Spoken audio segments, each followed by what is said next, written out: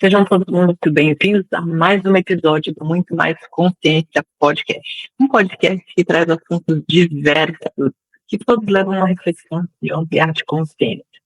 E hoje, em especial, eu tenho um tema delicioso que eu aposto que todo mundo tem desejo de fazer, né?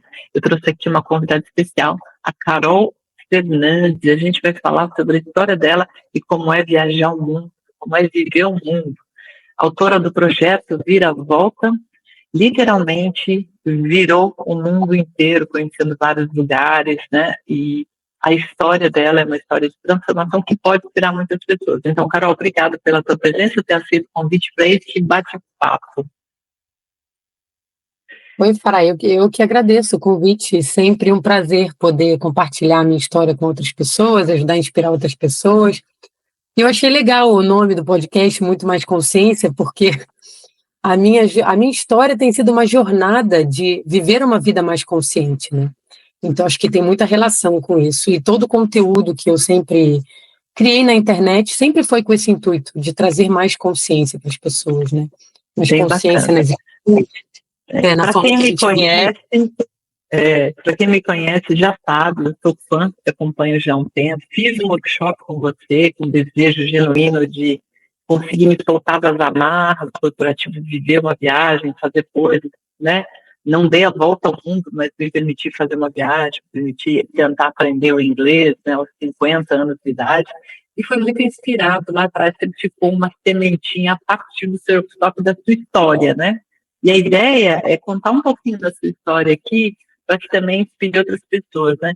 Então, me fala, Carol, de onde nasceu esse desejo de viver no mundo com uma mochila? Porque tudo começou com uma mochila nas costas, pouco dinheiro, me lembro que você contou isso no workshop, e eu queria que você falasse aqui um pouquinho lá atrás, quando tudo começou, o próprio projeto em si.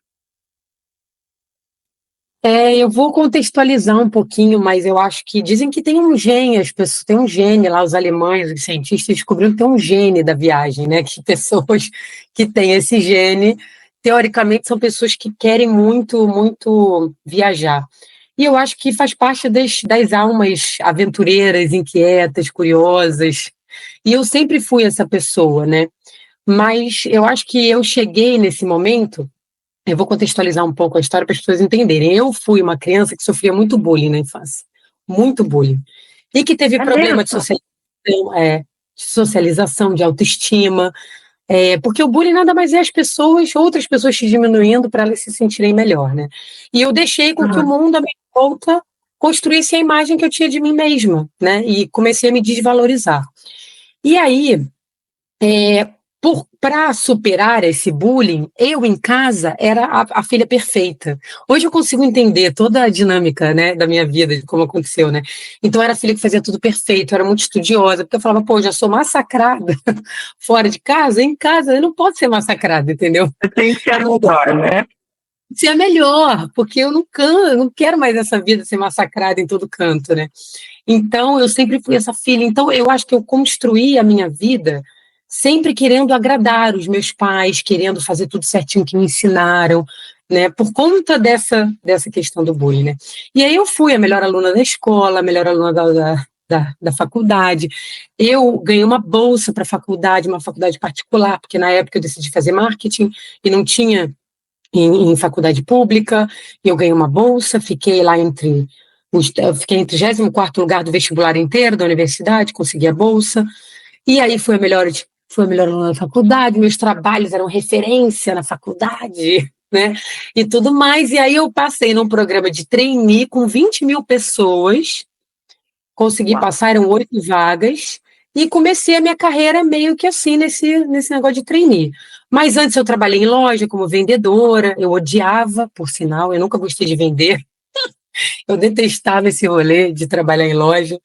E aí acabei passando por esse trainee, e aí esse momento, eu acho, da vida do adolescente, que ele tem que escolher a faculdade, que ele vai iniciar a carreira, é um momento muito difícil para todo mundo, né? É um É momento de muita cruel, pressão. né? É muito cruel. É um momento de muita pressão, como se você tivesse que fazer uma escolha para a tua vida inteira ali, sabe? A escolha de vida ou morte, eu não sei. Eu tenho muito essa sensação, assim, eu lembro, né? E E é aí, mesmo, vida ou morte. Porque você tem que Isso. tomar uma decisão quando você tem 17, 18 anos, que é uma decisão pro resto da vida. É muito pesado isso, né? É que você não tem maturidade para fazer tal escolha, porque ninguém sabe o que quer sem experimentar, essa é a verdade, né? A gente tem uma ideia. É verdade. E eu, inclusive, escolhi muito mal a minha faculdade, eu fui pelo que estava na moda. Hoje eu vejo, muito claro, né? O que você Mas fez, Carol? eu fiz O que você marketing. fez? Eu fiz Marketing. marketing. Eu era meio deslumbrada com o negócio das propagandas, sabe? Dessa Sim, coisa. Era um deslumbre. Assim, a vida, eu achava que a vida era muito cool, entendeu? Trabalhar com isso. Então, era um sim. puro deslumbre. E aí, quando você se forma, tem toda aquela angústia de conseguir um emprego que vai te dar um bom salário. Então, quando eu passei no trainee, foi uma grande conquista para minha vida, porque eu falei, agora tá tudo certo, entendeu? Agora minha vida está encaminhada, entendeu? Eu vou poder fazer minha carreira, ganhar bem. E eu fiquei durante 7 anos, né, naquela empresa, onde eu comecei a minha carreira. E o meu foco era, eu quero crescer e ganhar dinheiro. Porque foi o que ensinaram pra gente. Precisa crescer, ganhar dinheiro para ter uma casa, para comprar coisa, para ter bens, para não sei o quê. Isso Só aí. que ao longo desses 7 anos, eu fui, na verdade, eu sempre senti, desde o ano de trainee, uma desconexão com o mundo corporativo. Eu me sentia um peixe fora d'água, entendeu? Só que eu sempre fui muito boa em provar que eu sou melhor. Então foi o que eu fiz. Eu queria provar que eu era melhor. E eu fui crescendo muito rápido na empresa, minha carreira foi desenvolvendo muito rápido. Meu salário mais do que, né, multiplicou 10 vezes nesse período. Então parecia, né, uma vida de sucesso, uma carreira de sucesso, né, para quem estava vendo Cheguei. agora. Isso. Mas por dentro não reverberava esse sucesso que reverberava para fora, essa é a verdade. E a cada ano que passava, eu ia sentindo que aquela desconexão que sempre teve lá, aquele sentimento de desconexão, ele foi se ampliando ao ponto de me adoecer, entendeu? Então, eu vivia muito estressada, eu tinha gastrite e refluxo, eu tratava mal as pessoas mais próximas, porque eu descontava o meu mal-estar com a vida nas pessoas mais íntimas, que é o que todo mundo faz, geralmente, né? Tende a descontar em quem você tem intimidade, suas dores, né? E aí eu comecei a ficar, né, super mal, até que um dia eu lembro que eu fui falar com o meu diretor, ele era alemão, e ele virou para mim e falou: Ai, mas o que que você espera da sua carreira aqui? Ele começou a fazer perguntas do futuro. Aí eu falei: eu gosto de fazer coisas diferentes que me desafiam, né? Eu queria ir para fora, não sei o quê. Aí ele virou: Não, mas e a sua carreira? Você não quer virar diretora? Eu falei: Eu não quero virar diretora. E ele: Como assim você não quer virar diretora? Eu falei: Não sei, não é o cargo. Eu gosto de coisas que me desafiam, tem que ser coisa interessante. É uma coisa que me motiva, entendeu? Que me dá. Aí ele falou assim: mas é um desperdício, você tem muito talento, tu poderia ser uma diretora. Ele falou: você tem medo da responsabilidade? Eu falei: não é responsabilidade do problema. Eu já tinha muita responsabilidade naquela época, né? Eu era gerente nacional, eu tinha um orçamento de 30 milhões, eu tinha muitos funcionários. Não era esse o problema. Mas, não sei, hoje eu entendo. Eu sou uma alma inquieta, entendeu? Eu Não gosto, falava com a alma, né, Carol? não Falava com falava a com a minha alma. alma. Isso. Exatamente. O meu combustível é o aprendizado, são as coisas que me desafiam, que fazem eu viver experiências diferentes. Não é o cargo que importa, entendeu? Então, hoje eu tenho muita clareza disso, naquela época eu não tinha. E aí, eu saí dessa conversa e falei, cara. Aí eu comecei a pensar, por que que eu tô me matando de trabalhar com gastrite e refluxo estressada? Para virar uma coisa que eu nem quero ser, eu não sei. Eu falei, o que que eu tô fazendo com a minha vida? Você falou, Cortou. chega, né? Chega, Aí acabou, não quero mais. exatamente, eu voltei para casa e eu lembro que eu me fiz uma pergunta, foi uma pergunta que eu me fiz que mudou, que me fez ter certeza, assim, né, de que eu devia fazer mudanças. Porque eu sentei, eu estava sozinha, eu morava sozinha em Curitiba, eu vivia mudando, eu mudava quase todo ano, eu mudava de cidade, entendeu? Em 7 anos, acho que eu fiz 5 mudanças de estado, né, trabalhando Hum. por essa empresa. E aí, eu estava sozinha no sofá da minha sala, assim, e eu olhei para a minha vida e eu falei, Carol, o que vai ser da sua vida se você continuar nesse mesmo caminho que você está? E eu comecei a tentar visualizar, sabe? Eu vou crescer, eu vou ser expatriada talvez, eu vou virar diretora e eu vou continuar infeliz. Cara, começou a me dar uma tristeza, uma depressão de ver minha vida naquele caminho, né? E eu falei, cara, aí fez um boom na minha cabeça, assim, pá, eu falei, cara, nunca foi esse o caminho que você escolheu para sua vida. Ficou muito claro que aquele caminho, ele era uma consequência das coisas que eu tinha escolhido antes, mas ele não era uma escolha Uhum. consciente para a minha vida. Eu fui E seguindo. consciente, né? Você era muito jovem, então não foi uma escolha consciente. Não, ele foi um desenrolar de caminho totalmente inconsciente, só uma consequência de uma escolha que levou para aquela, de outra escolha que levou para aquela, mas nunca foram escolhas totalmente conscientes, entendeu? Para a Uhum. minha vida. Então eu estava vivendo uma vida que eu nunca desejei para mim, num lugar que não tinha a menor conexão no mundo corporativo com a minha alma, com o meu jeito de ser, né, era uma sofrência, aquelas roupas engomadinhas, sabe aquela roupa social? Ai, que tristeza. Eu só era feliz na sexta-feira porque eu podia ir de calça jeans, era o meu único dia feliz da semana. E para algumas pessoas isso pode parecer uma besteira, mas uma roupa te incomoda tanto? Sim. Para algumas pessoas isso pode não ser importante. Para mim era importante. Para mim era um Eu extremo. super compreendo. Eu super compreendo isso, porque eu abri o guarda-roupa aos finais de semana e não tinha roupa para vestir. O guarda-roupa estava caindo de roupa, mas eu olhava e não me identificava com aquelas roupas. Não tinha roupa. Ou seja, faz muito sentido o que você falou. Não está valendo o que a tua alma está pedindo, né? Isso, é como se eu colocasse uma camada sobre a minha pele que não me representasse, assim, sabe? Que me desconectasse de mim mesma. Eu não sei, é muito louco isso. Até hoje eu tenho essa coisa com roupas, assim, que eu acho que a pessoa sente, né? Quando você sente. Quando você veste uma roupa e é como se você não tivesse na tua própria pele, assim, é mais ou menos isso. E aí, eu sentada no meu sofá, cara, eu falei, ok, temos um problema, Carolina. Falei, você tá vivendo uma farsa? Você tá vivendo. Acorda, menina! Acorda pra vida! Você tá vivendo uma farsa. E aí, cara, eu comecei a pensar, nossa, eu posso não ter certeza do que eu quero, mas eu tenho certeza que esse caminho eu não quero. E eu me agarrei nessa única certeza. E eu acho que isso é muito importante, essa consciência para a vida, porque as pessoas tendem a querer fazer escolhas com a certeza dos caminhos que elas estão indo, mas na verdade não é sobre isso. É sobre a certeza do que a gente não quer. Porque a gente só pode ter certeza do que a gente já viveu. A gente não pode ter certeza do que a gente não viveu ainda. Entendeu? Então, a partir das nossas experiências, a gente pode concluir: isso é para mim, isso não é, isso eu quero, isso eu não quero. Então, eu decidi me agarrar na certeza do que eu não queria. Para ir. Não, isso eu tenho certeza, não é o caminho. Isso eu tenho certeza, esse caminho não é. Eu falei: qualquer outra coisa que eu tentar vai ser melhor do que ficar nessa porcaria, entendeu? Não faz sentido. Não faz sentido.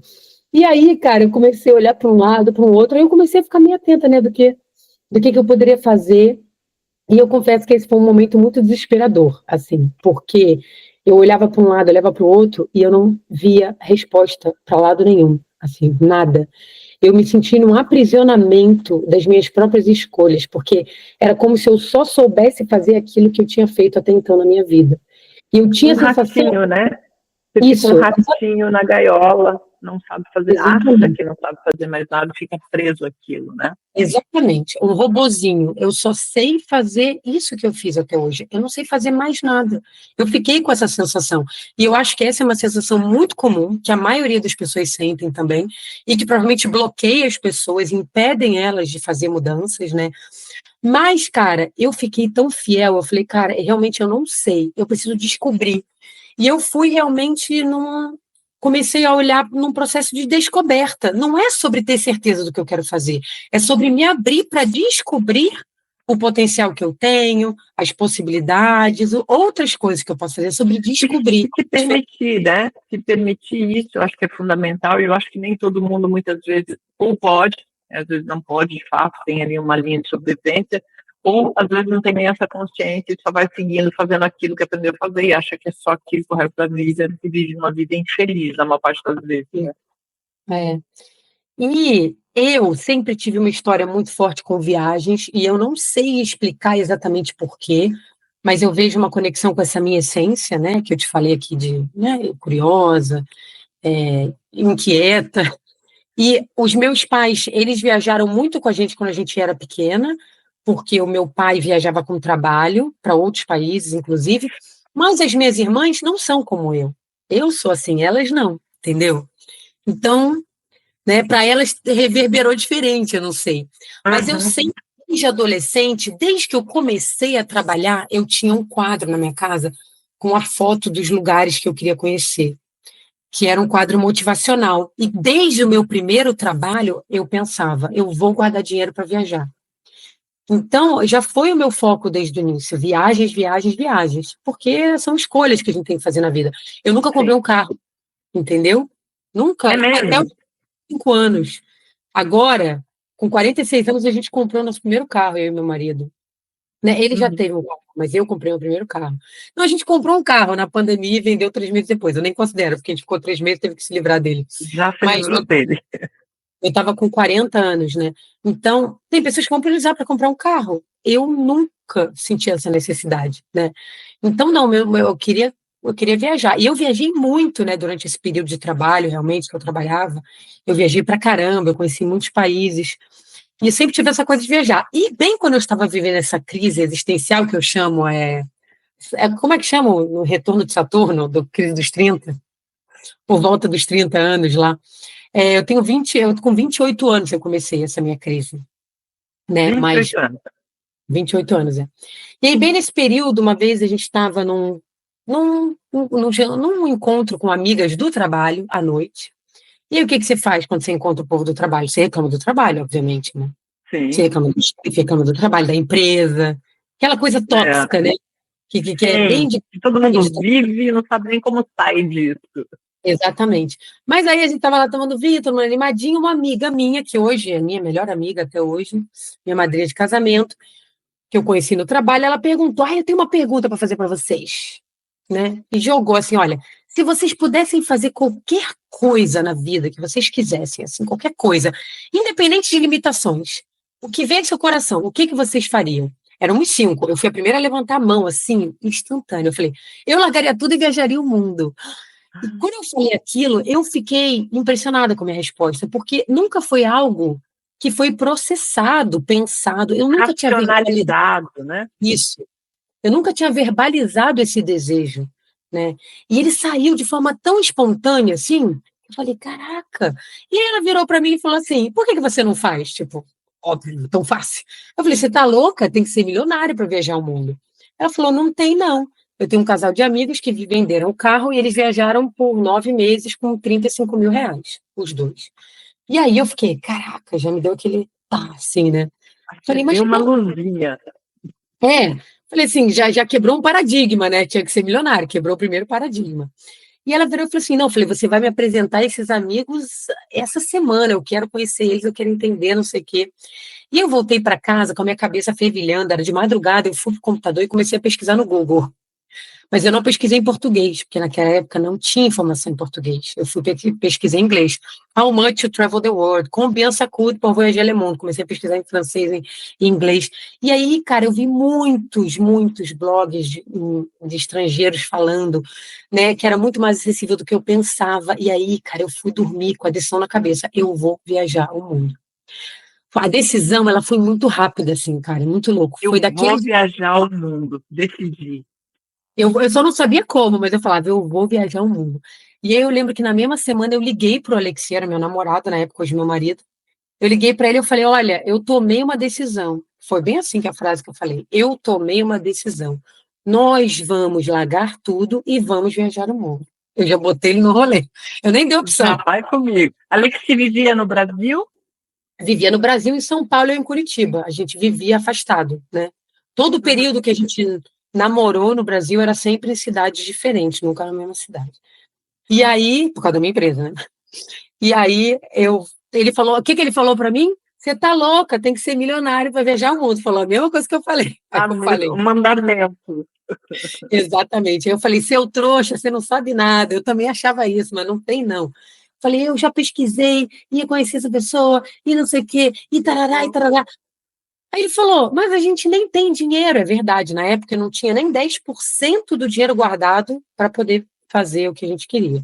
E a gente não tinha realmente dinheiro. Aí eu falava, não interessa, a gente vai conseguir o dinheiro. Eu falei, a gente vai A fazer um vontade plano. era maior do que o dinheiro, Carol. Isso, exatamente. Falei, a gente vai fazer um plano e a gente vai conseguir. E aí foi isso que a gente fez, na verdade. A gente começou a fazer um plano, tanto de estimativa da viagem, pô, quanto custaria, né, essa ideia, né? Começou a Uhum. pesquisar mesmo e fazer um plano de roteiro para entender a Ganhar estimativa, corpo.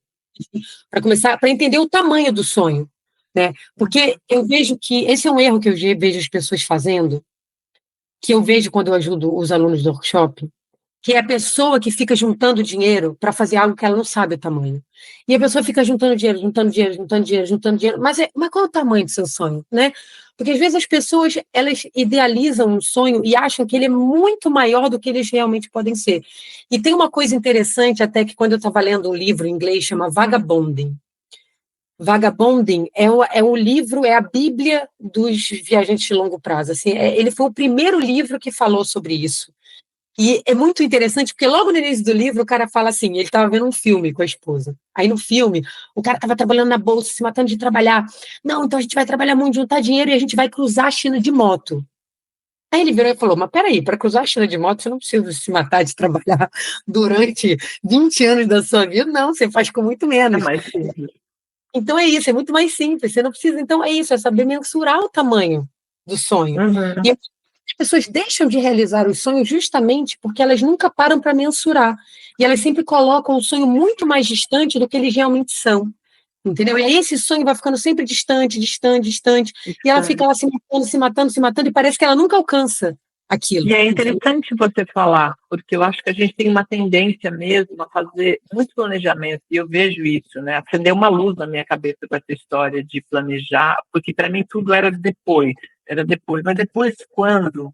A vida não espera, e às vezes você realmente tem só que ter coragem e começar a fazer. Não adianta só ficar no planejamento, só juntar esse dinheiro, né? É de fato entender o quanto custa esse sonho e como é que eu faço para realizar mais simples, né, Carol? Exatamente. Eu acho que é um caminho muito mais sensato para a tangibilização das coisas. Então, primeiro você calcula o tamanho do seu sonho. Aí, depois que a gente calculou o tamanho do sonho, a gente começou a fazer um planejamento financeiro. Poxa, qual é o nosso potencial hoje de economia? Qual é a nossa realidade? Aonde a gente está, para onde está indo o nosso dinheiro? Esse exercício de para onde está indo o nosso dinheiro, cara, ele foi um tapa na cara, É, assim. Como eu desperdiçava dinheiro, cara. Eu lembro que quando eu fiz análise financeira, nossa, a gente ficou em estado de choque, assim. E aí, fazendo análise financeira, onde a gente concluiu que a gente usava muito mal o nosso dinheiro, a gente começou a definir, fazer escolhas e definir metas. Não faz sentido gastar tanto dinheiro com essa coisa aqui. Vamos mudar isso, vamos mudar aquilo, sabe, vamos. Carol, que você falou uma coisa interessante, né?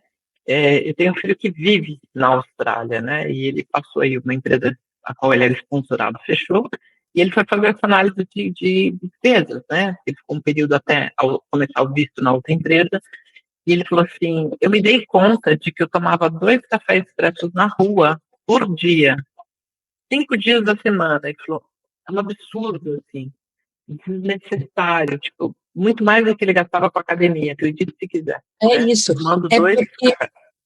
exatamente, as pessoas pensam no gasto unitário, elas não pensam no gasto a longo prazo. Então, por exemplo, quando eu ajudo os alunos do workshop no planejamento financeiro, na metodologia que a gente tem, na ferramenta, ele vai colocar todas as despesas dele e ele vai ver tudo em um ano.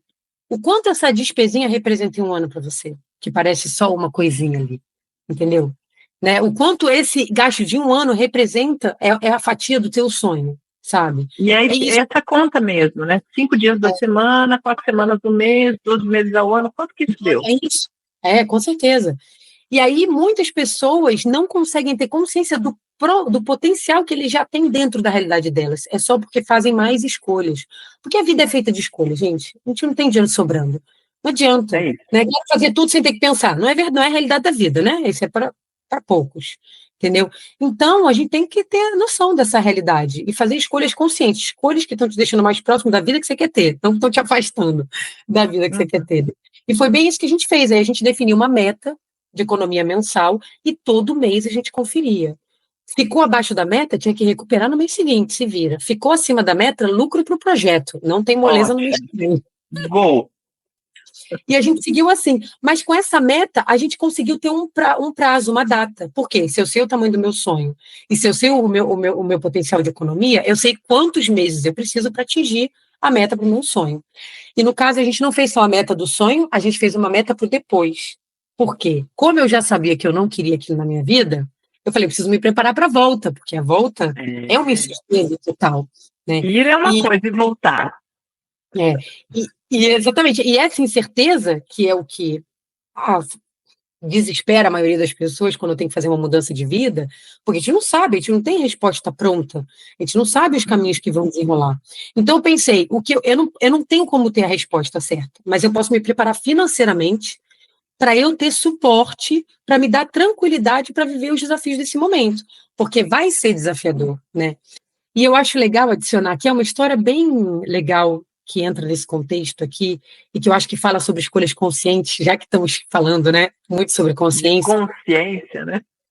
Quando eu pedi demissão da minha empresa para ir viajar o mundo, eles ficaram em estado de choque, assim, né? Porque ninguém esperava que eu fosse fazer isso. E aí eu tive diretor vindo falar comigo, RH conversando, não, mas o que você quer, a gente pode te oferecer, e que não sei o quê. Eu falava, cara, vocês não estão entendendo, vocês podem me oferecer o que vocês quiserem, não é sobre isso, entendeu? E aí o que eles fizeram? Me ofereceram um ano sabático. Não, vai lá viajar, quando você voltar você vai ter seu emprego garantido com seu salário, vai lá, então você precisa viver isso, tudo bem. Um bom negócio, né? Um bom negócio, diz a lenda, um bom negócio. E é aí que, gente, o diabo, ele tá sempre disfarçado de flores bonitas, sempre, entendeu? Esses contratos que a gente assina com o diabo, entendeu? E aí eu voltei para casa, eu falei, eu não quero um ano sabático, eu não quero.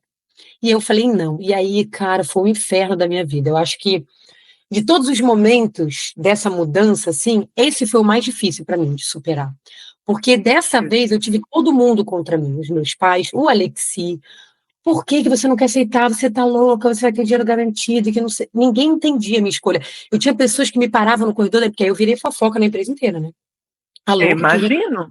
ou no sabático. Eu tenho até hoje pessoas que falam: ah, você foi menina do sabático, eu trabalhei com você, pessoas que eu nem conhecia, porque aí virou bafafá na empresa, obviamente, e começou a ter uma pressão muito grande em mim. Eu não aguentava mais explicar para as pessoas por que que eu não queria aceitar. Sabe, porque ninguém entendia, ninguém compreendia, me chamavam de irresponsável, você está brincando com o futuro, sabe? Mas para mim eu imagino, Carol, porque talvez eu tivesse feito essa escolha, tá? Talvez eu tivesse cedido aí e tivesse feito contrato com o diabo, assim, tá? Vou viajar daqui a um ano, ainda volto. Quer dizer, a cabeça já vai drivada, pensada aqui numa zona de conforto. E aí isso realmente te deixaria refém. Eu acho que a maioria das pessoas aceitaria porque a gente quer fazer escolhas com garantias. O ser humano adora uma garantia. Mas as garantias, adoro. Mas as garantias nem sempre são boas. E para mim, naquele caso, naquele momento, não era uma garantia boa. Eu falava para o Alexi, cara, se a única certeza que eu tenho é que eu não quero mais isso, por que que eu vou aceitar isso? Porque se eu aceitar isso, provavelmente eu vou voltar porque eu não quero, eu vou me acomodar, eu não vou fazer a mudança que eu tenho que fazer, e se eu não tiver garantia nenhuma, se eu tiver com a água batendo na bunda, eu vou me mexer, eu vou me coçar para fazer o que eu tenho que fazer. Vai ter que se virar. Eu vou ter que me virar, é muito melhor, e é disso que eu estou precisando, eu não estou precisando de garantias, eu estou precisando de uma situação que me faça eu me mexer, que faça eu encontrar as respostas, entendeu? E esse não é um bom caminho. E, cara, eu fiquei fiel, não aceitei, e, cara, foi a melhor coisa que eu fiz na minha vida, fez toda a diferença. E por que que fez toda a diferença? Por quê? Me conta. A gente planejou viajar um ano, né? Planejou viajar um ano. E a gente tinha um casamento marcado, o nosso casamento, para depois desse um ano com a minha irmã, era um casamento duplo. Que meus pais queriam oferecer um casamento, mas não tinham dinheiro para oferecer para os dois. Ah, por que vocês não casam juntos? Eles estão loucas, eu vou beijar o mundo, que casamento não é casamento. Aí a minha mãe e minha irmã, não, a gente organiza tudo, vocês vêm só para festa. Ah, então tá bom, a gente chegou 2 semanas antes do casamento, inclusive. Então elas organizaram, vão só pra festa, tá bom, então tá bom, vamos juntar nesse casamento aí, beleza. Então meio que a gente sabia que a gente tinha que voltar. Ok. Só que a gente voltou esse um ano, viajamos, o mundo foi a coisa mais. Então, assim, uma coisa importante. Eu escolhi viajar o mundo não porque eu queria ficar visitando lugares e tudo, eu tinha essa curiosidade, obviamente, Mas a principal razão de eu ter ido viajar ao mundo é porque eu queria dar um reboot aqui na Carol. Eu queria rever as minhas Vamos começar do zero. Eu queria entender mais sobre mim, ver possibilidades. Então, eu fui muito numa pegada de autoconhecimento, assim. Eu quero aproveitar essa oportunidade para me conhecer melhor, para entender respostas. Então, fui com essa pegada. E o primeiro ano já foi uma coisa, nossa, foi muito assim, entendeu? No primeiro ano, parecia que eu tinha vivido 10 vidas em uma, assim, intenso. É verdade? Que É uma show! sensação muito, assim. É uma sensação muito louca. Eu fiquei pensando, cara, tudo que eu vivi, eu fui com 32 anos, né, para viagem. Eu falei, nesse um ano eu vivi mais coisas do que eu vivi em 32 anos, sabe? Era essa a sensação de multiplicação, de viver uma vida intensa, assim.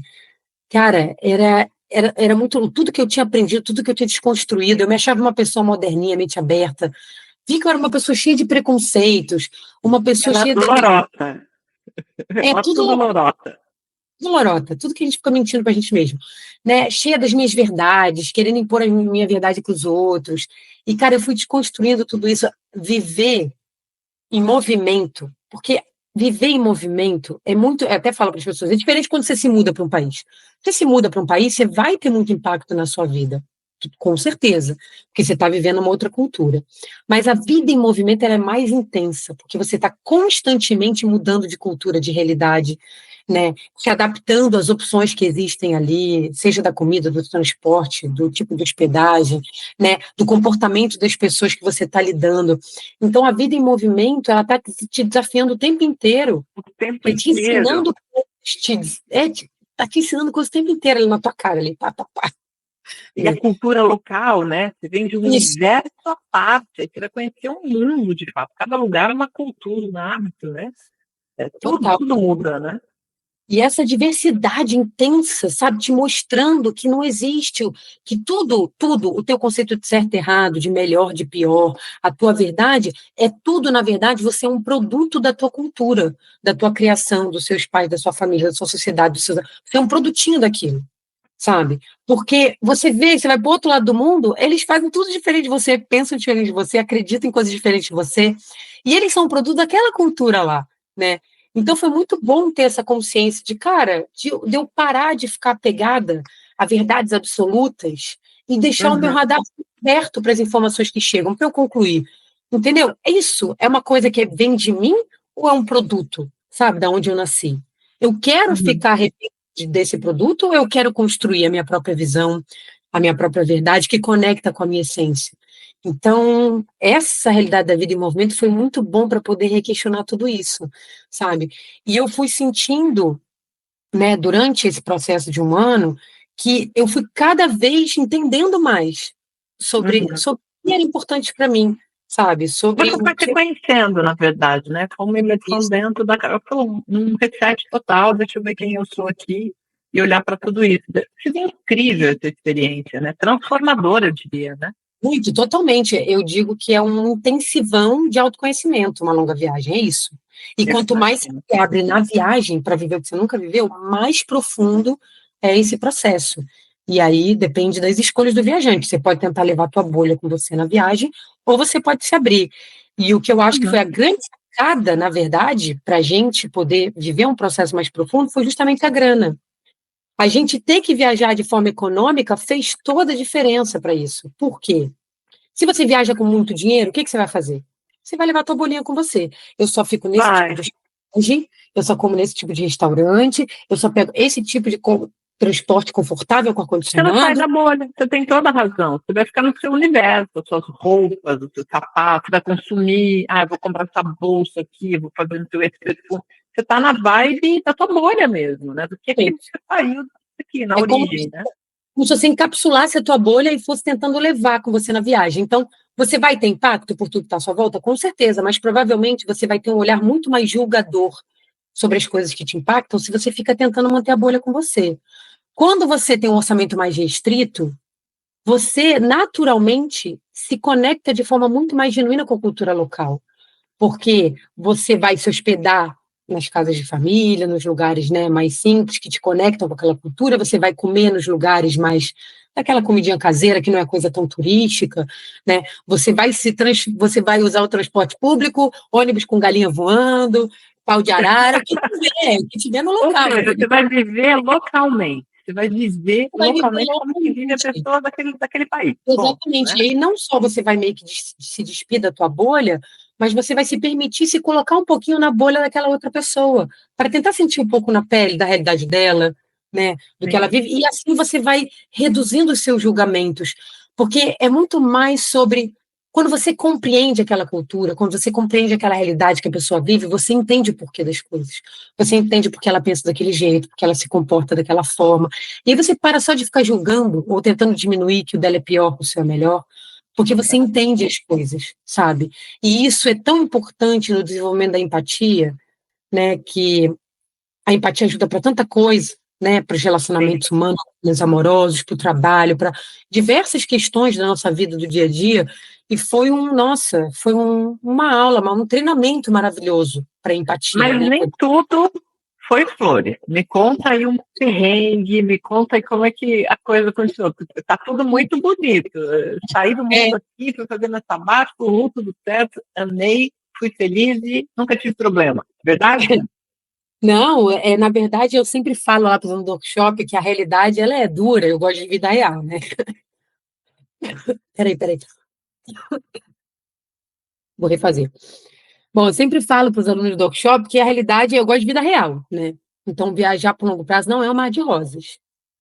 É, a vida em movimento ela é cansativa, ela é exaustiva, ela faz o tempo inteiro você tomar decisões, onde eu vou comer, como que eu vou, quanto que custa lá, como que eu vou para lá, onde que eu vou dormir.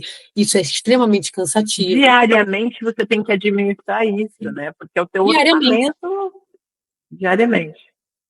que é uma realidade que você não está acostumado, porque na tua vida você tem coisas meio padrões que se repetem da rotina.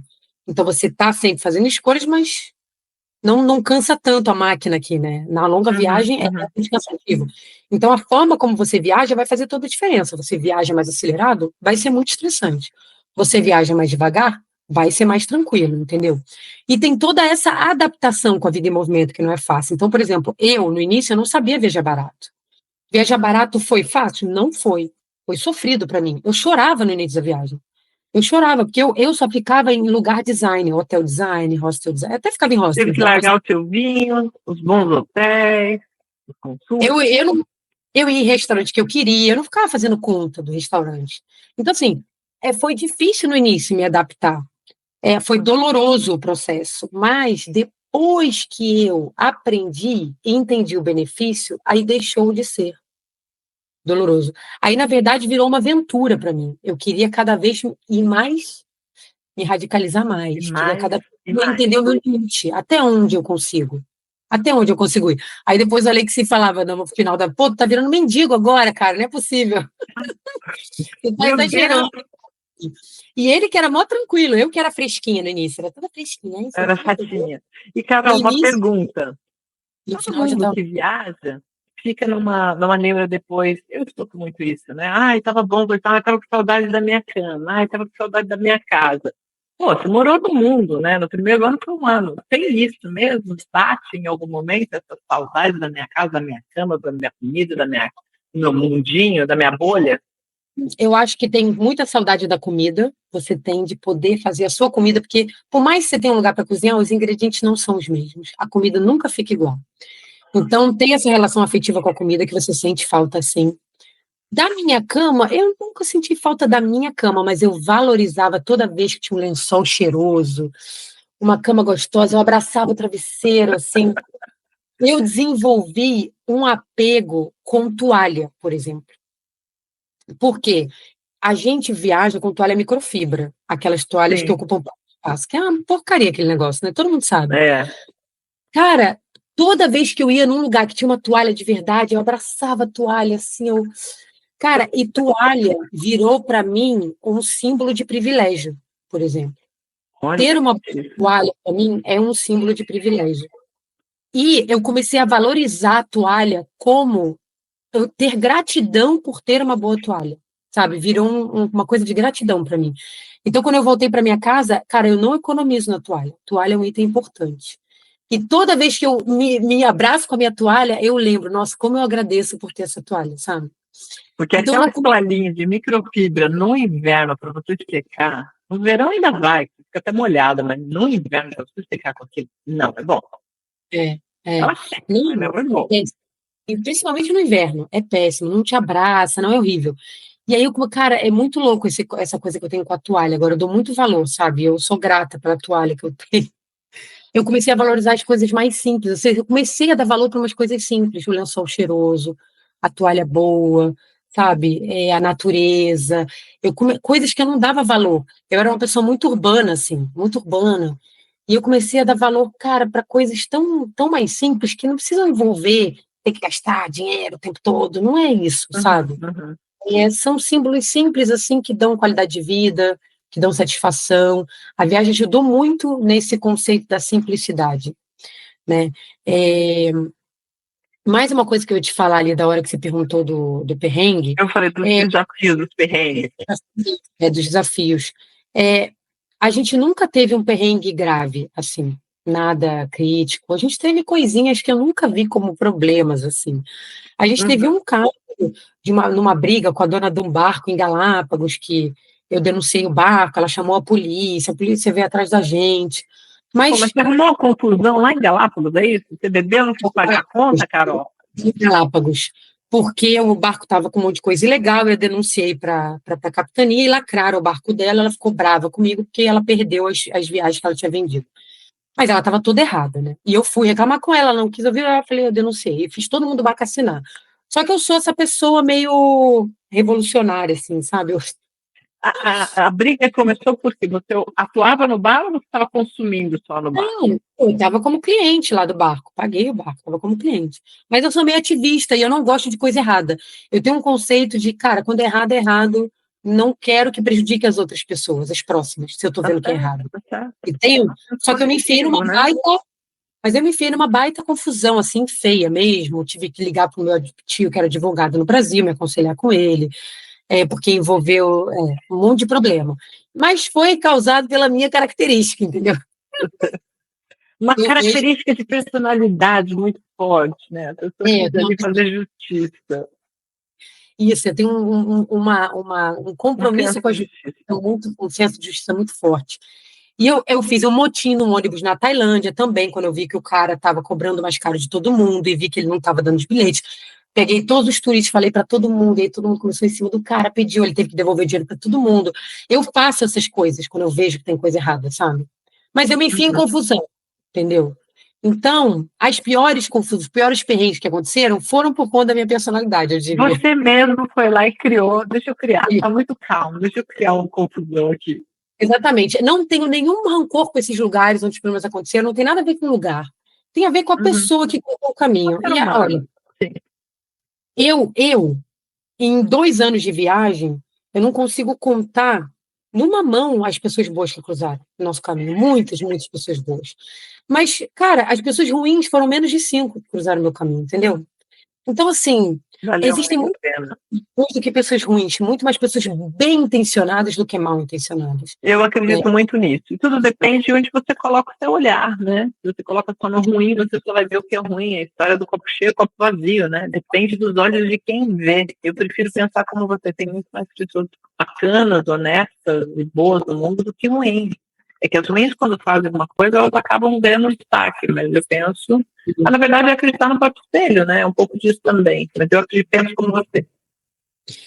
E de todas as questões, eu acho que as pessoas sentem como perrengue, desafio e sofrem quando elas vão para culturas muito extremas que desafiam elas, né? E eu acho que as pessoas geralmente vão reclamar disso. Culturas como o Egito, por exemplo, você vê muita gente reclamando. Culturas como a Índia, cara, eu não tenho a mesma visão, eu tenho uma visão diferente. Eu lido, na verdade, quanto mais desafiador for o lugar, para mim é melhor, entendeu? Então, quanto mais... Isso, eu gosto.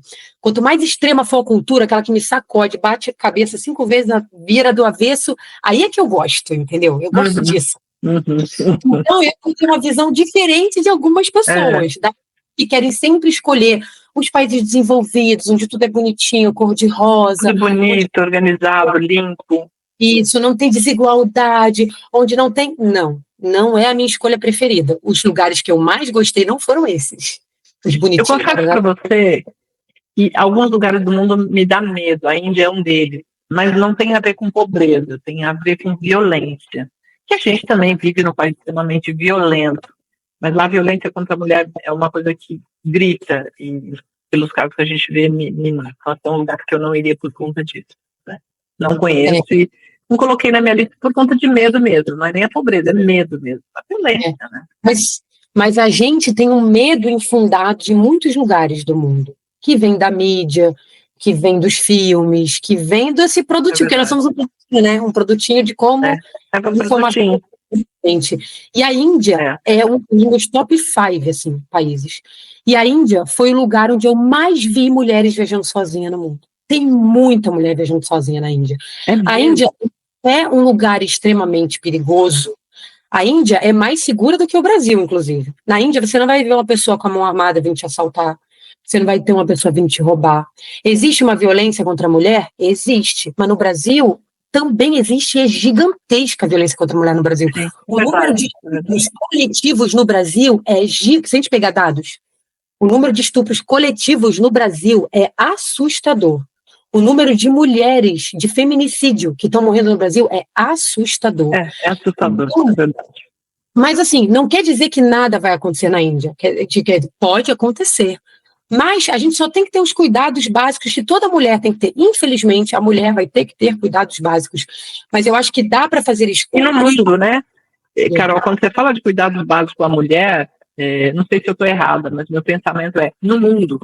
Por quê? Porque a gente ainda tem uma desigualdade que ela não é uma característica particular do Brasil. No mundo, a mulher ainda está num outro lugar. Ainda tem países que é muito pior que o Brasil, em alguns aspectos, né?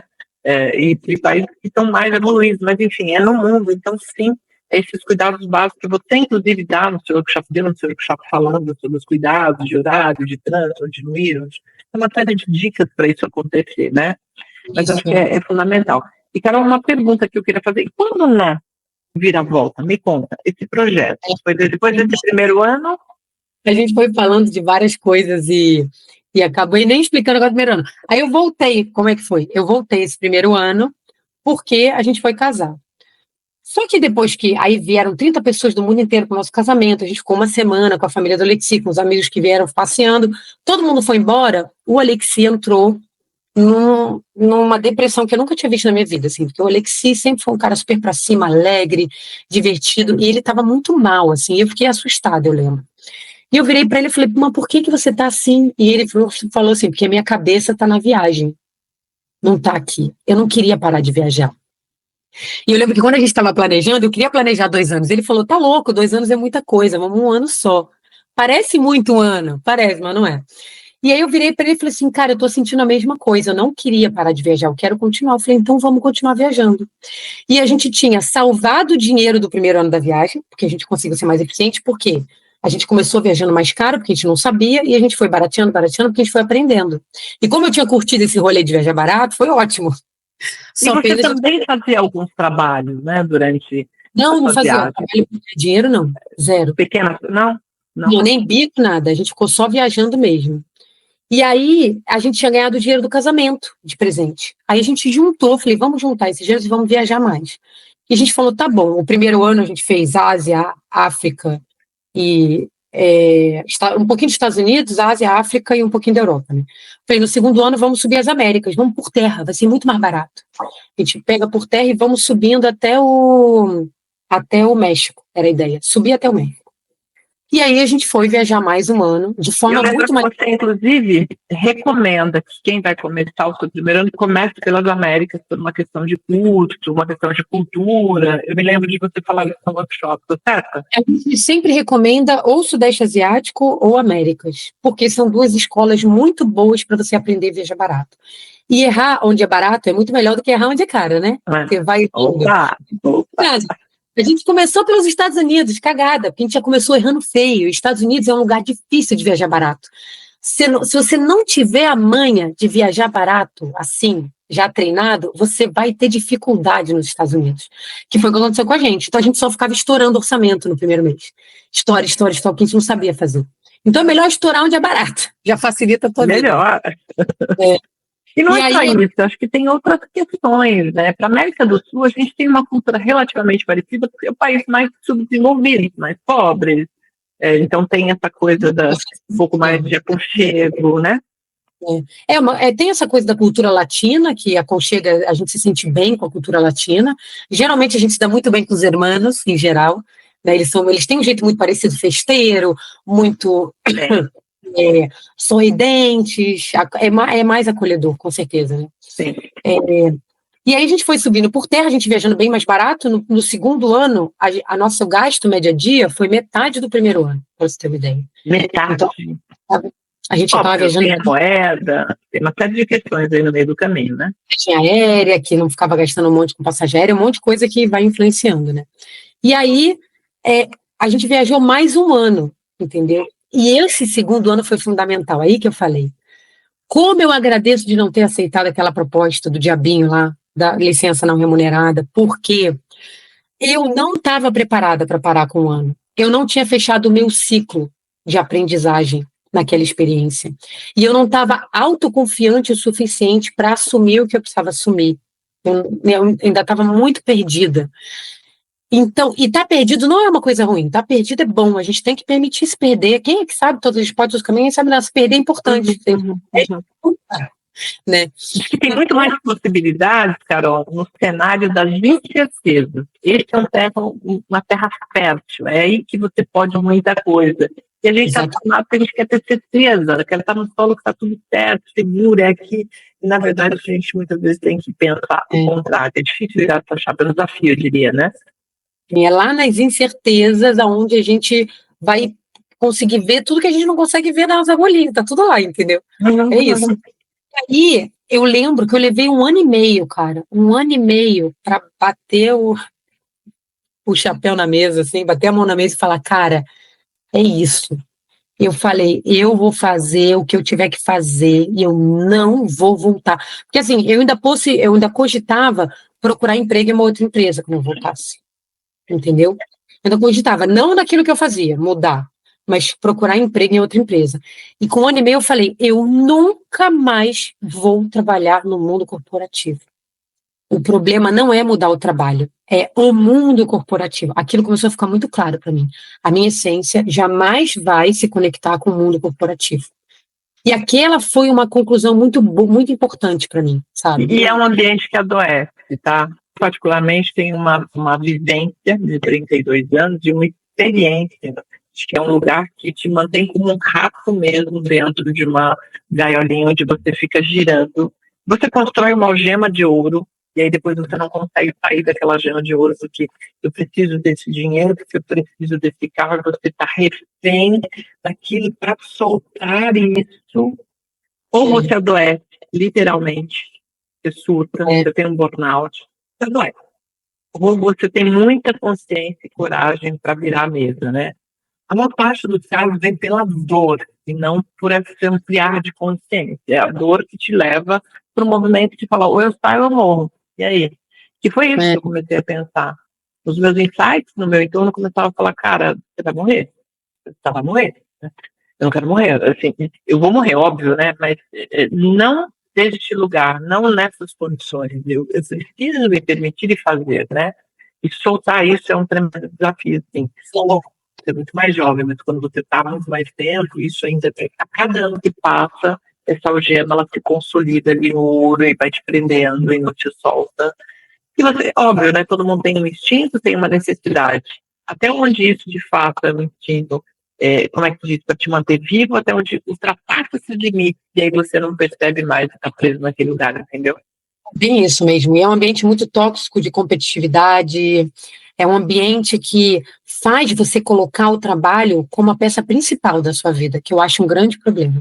Quando o trabalho virou toda a prioridade da sua vida e você está colocando tudo em segundo plano, o terceiro, saúde, família, relações humanas, cara, para mim já estamos fazendo tudo errado, já inverteu tudo. Já errou aí, né? Já tem um problema aí, né, Carol? Já errou de feio. Eu tava essa pessoa workaholic, assim, que tava priorizando, eu tava bem essa pessoa, eu fui bem virando um produtinho desse meio, assim. E sabe o que eu me lembrei agora? Eles vão dando muita cenourinha para você. Quando eu pedi demissão, eu tinha sido promovida um pouco antes. E naquele cargo que eu estava, eles davam o valor de um carro em dinheiro para a pessoa. Que era um dinheiro para te prender na empresa. Então, eu vou te dar esse, sei lá, 50 mil reais e você vai ficar 3 anos. Se você pedir demissão, sair, você tem que devolver o dinheiro. Olha, entendeu? Olha essa armadilha. As armadilhas. Mas o que eu fiz? Eu pedi demissão e devolvi o dinheiro. Falei, não quero saber. Eu já estava tão decidida que eu falei, nada vai me prender, nem dinheiro, nem nada. Admirável. Aí, peraí. E eu tive que devolver o dinheiro, cara. E eu devolvi. Foi na minha rescisão lá, sabe? Na verdade, eles fazem a rescisão do que eles têm que te pagar e vão descontando o coisa, sabe? Uhum. E foi. Eu falei, cara, não quero saber. Não vou ficar por causa do dinheiro. Não, nada. Cansei. Não sei se eu posso falar essa expressão aqui. Se livrou. Cansei de ser puta, eu falo. Tem que ser puta. Não quero fazer só pelo dinheiro. Não quero mais fazer escolhas só pelo dinheiro. Pronto, era uma escolha. E aí, aquele momento de 1 ano e meio da viagem, foi que eu tomei muita consciência de que não era sobre mudar de emprego. Era sobre o formato no mundo corporativo. Eu jamais seria feliz no mundo corporativo. Então eu falei, ok, então eu tenho que ir para outro caminho.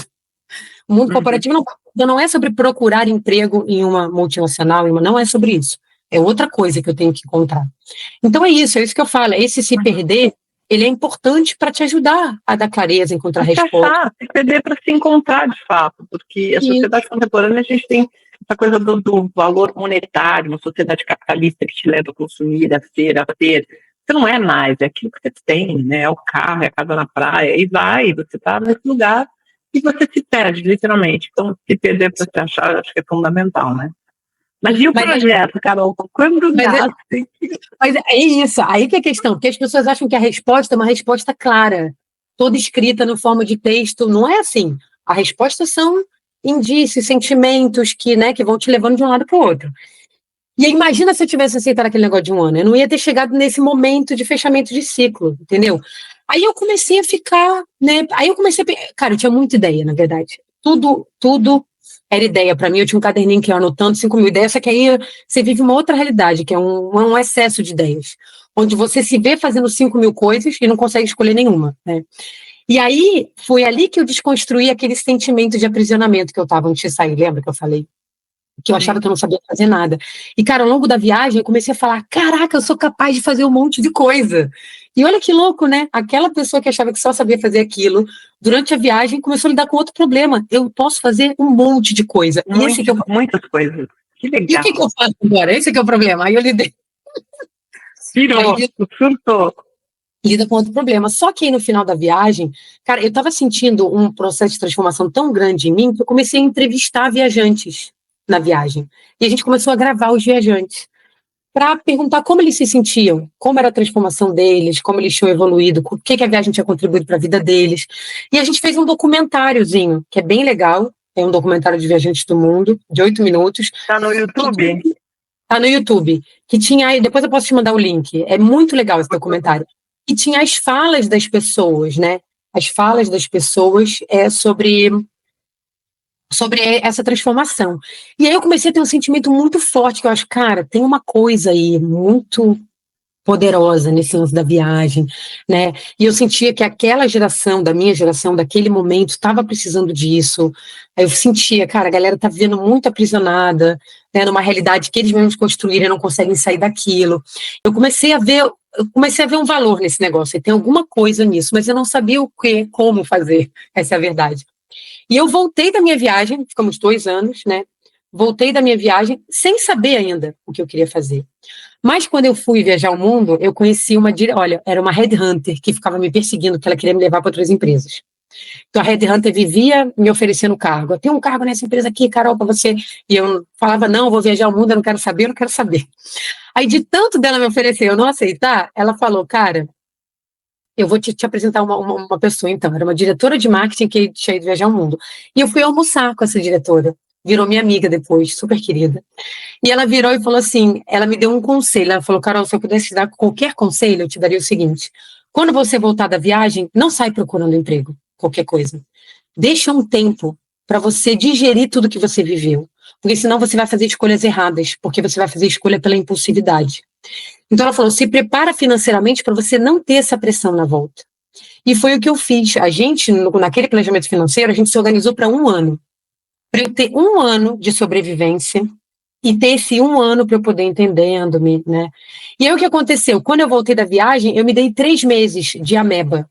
Eu falei, você tem direito a ficar 3 meses sem fazer nada. Sem procurar emprego, sem trabalhar, sem ter que ter uma resposta. Você tem 3 meses. Eu me dei esse tempo.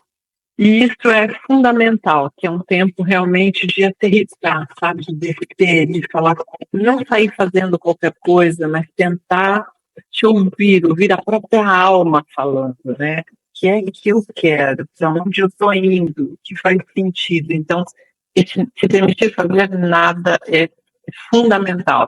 E muito desafiador, porque a tendência é querer sair rápido para fazer e fazer coisas que, de novo, vai te levar para o mesmo lugar de onde você esteve uma vida inteira e ficar preso lá naquele lugar. Porque a gente vive nessa sociedade, agora cada vez pior eu sinto, dessa produção intensa de alta performance, de ter que fazer mais e mais e mais, e de ter que ganhar mais e mais. É muito focado para isso, onde as pessoas têm um olhar julgador sobre o ócio, né? Sobre o tempo para você. É tipo, se você está parado, sentado no sofá, por que não está trabalhando?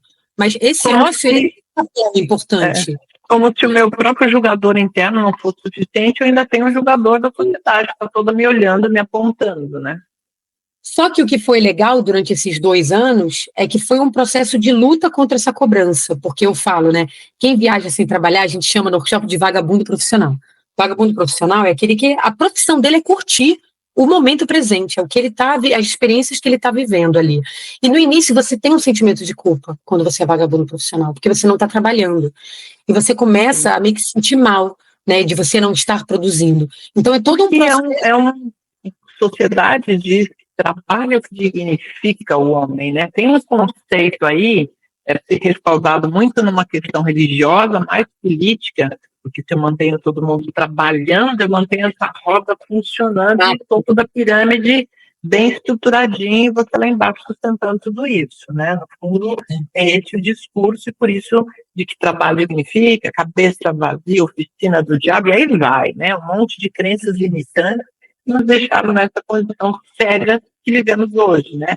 A gente só consegue olhar no próprio umbigo, esse mundinho que a gente vive, essa bolha isolada, onde eu preciso ter dinheiro, eu preciso olhar só para mim, eu não consigo olhar para o outro, né, Carol? Isso, é bem isso mesmo, bem isso.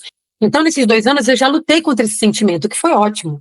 Então, quando eu voltei, eu já não estava nem aí, entendeu? Eu olhava a galera indo ao almoço, trabalhar de crachá, isso era muito simbólico para mim. Eu via a galera de crachá no almoço, e eu estava ali sem fazer nada. E, cara, eu olhava aquilo e me sentia ótima. Eu falava, cara, que bom que eu não tô com esse crachá, sabe? Que bom foi ter superado aquele sentimento, né, de culpa e de afastamento do mundo corporativo, porque eu vi e me dava prazer. Ai, que bom que eu não sou essa pessoa do crachá, sabe? Eu tô feliz com a minha escolha. E aí, nesses 3 meses, né, quando eu voltei da viagem, a gente descobriu que meu pai estava com câncer, né? Um câncer. Eu me lembro desse episódio, você contando, um câncer bem difícil, que é o carcinoma, que é um câncer que você nunca elimina, na verdade, é sobreviver com ele. Descobriu logo depois da minha viagem. A viagem me preparou muito para lidar com a doença do meu pai. Como eu agradeço, sabe? A preparação emocional que a viagem fez comigo para lidar com essa realidade do meu pai foi super importante. E aí a gente foi morar com meu pai, porque na verdade a gente não ia morar com meu pai, a gente ia morar, porque a gente guardou dinheiro para isso, só que o meu pai estava em casa, né, com uma doença e tudo, e ele falou, minha filha, não, fica com a gente, né, você pode guardar o seu dinheiro para fazer o seu projeto, não sei o quê, e eu achei que era um momento legal, meu pai estava doente, eu poderia ficar mais próximo dele, e beleza, e a gente acabou, a Alexi foi morar com a gente na casa dos meus pais, não tinha mais filho nenhum na casa deles, né, tinha espaço suficiente, a gente foi morar com eles lá. Então, aí nesse período eu fiquei só arrumando coisa, fazendo a vida, não sei o quê, e aí foi nesse período que eu decidi o que eu queria fazer. Foi só quando eu voltei, não foi na viagem, né? E aí que começou a estruturar. Mas eu falei assim, olha, eu quero mostrar para as pessoas o valor que uma longa viagem tem de transformar a vida delas. E quero poder desmistificar todos os paradigmas e ajudar a realizar, mostrar como é possível fazer. Então tinha uma coisa de inspiração e de execução também, né? De poder ajudar a pessoa a realizar. Eu não queria só ficar inspirando para a pessoa achar que nunca era para ela. Eu queria poder provar que podia ser para ela, né? E meio que a viravolta surgiu assim. A viravolta surgiu com esse intuito. Eu não queria falar sobre turismo. Não era sobre as praias mais bonitas, sobre 20 coisas para fazer em Nova York, não era nada disso. Era sobre o lado Mas de que era possível estimular outras pessoas a realizar um sonho de viajar. Eu lembro que no mesmo shopping que eu estava, tinha uma moçadinha, umas meninas novinhas, 20, 25, né? Eu era uma das mais velhas ali, e tinha um casal. Eu me apaixonei, lógico que você não vai lembrar, porque deve ter tido muitos workshops, mas nesse, ali em Pinheiros, esse casal tinha vendido uma casa para viajar, os filhos já estavam grandes, e eles decidiram fazer essa viagem juntos, né? Vender mesmo o imóvel e morar no mundo. Eu não soube depois, não consegui acompanhar mais a história deles, mas aquilo foi me encantando de entender que são escolhas, né, Carol? Escolhas que você tem que fazer no dado momento da vida, né? É simples assim. Você quer ficar nesse lugar e morrer aqui nessa caixa, tá tudo bem, não tem nada de errado, é uma escolha. Ou você pode ampliar o seu horizonte e ver um pouco mais, né? Inclusive ser capaz de ver o outro, porque imagina o tremendo exercício, como você falou, de empatia, quando você olha para o outro, você conhece aquela cultura, você conhece o porquê daqueles hábitos, o porquê daquela religião, o porquê daquele culto, né? Você vai compreendendo tudo isso e talvez, particularmente eu penso, sentido de existência humana mesmo, para que eu estou nesse mundo, né? Para estar preso às coisas e achar que eu sou exatamente aquilo, ou para viver nesse universo diante de tudo isso, né? E estar ali todo dia fazendo se conectando mesmo, né? Porque se conectar com outro, coisa está com a essência, com a vida, né? Exatamente, com certeza. E a viravolta, ela meio que surgiu de uma resposta que eu me dei quando eu voltei, que eu perguntei, Carol, qual foi a coisa mais incrível que você viveu nesses 2 anos? Eu fiquei pensando, e a minha resposta foi, falei assim, fui eu, cara, eu.